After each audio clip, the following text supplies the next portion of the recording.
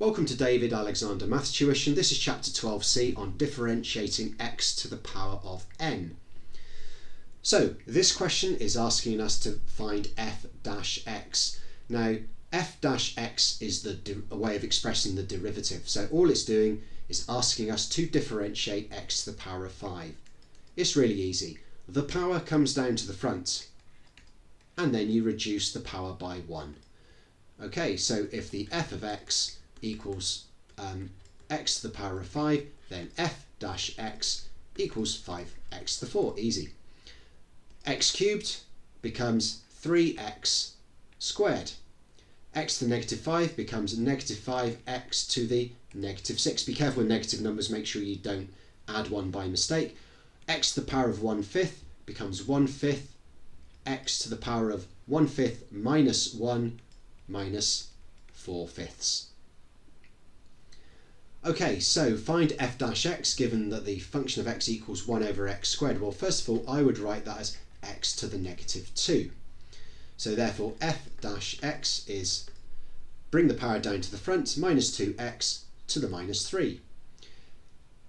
1 over the square root of x, that can be written as 1 over x to the half, and that is the same as x to the negative half. So sometimes the key thing is writing it in terms of powers of x, getting rid of square root and cube root symbols. So therefore the derivative is going to be minus 1/2 x to the minus 3 over 2.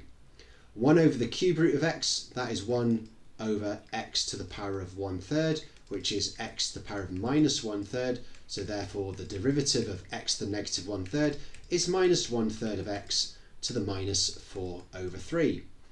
This last one, x times x to the 7, well, we just combine them together to turn that into x to the power of 8.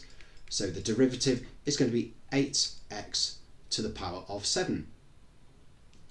Now finding dy by dx, dy by dx is another way of saying f-x. It's just telling us to differentiate. So here, dy by dx, so the power comes down to the front, but here it's going to be 2 times 5, so 10x to the power of 1, or 10x. Here dy by dx is 3 times 2, which is 6x, reduce the power by 1, 6x squared.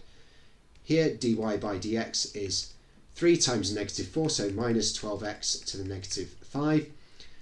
Root x, well, that is x to the power of a half, so therefore dy by dx is 1/2 x to the minus 1/2. Cube root of x, that is x to the power of a third, so dy by dx is 1/3 x to the minus 2/3. Okay, find the gradient of the curve with equation 3x squared, where x equals 10. So what we need to remember is that dy by dx, this is our gradient function. So the function of x is 3x squared. So we use this if we're trying to turn x values into, well, it's normally y values. But when we differentiate, when we find dy by dx, so first of all, what is dy by dx? Well, that is going to be 6x. This is our formula to work out the gradient at any given point. So remember that the derivative is the gradient function. So when x equals 10, the gradient is 6x, so therefore 6 times 10, so the gradient is 60.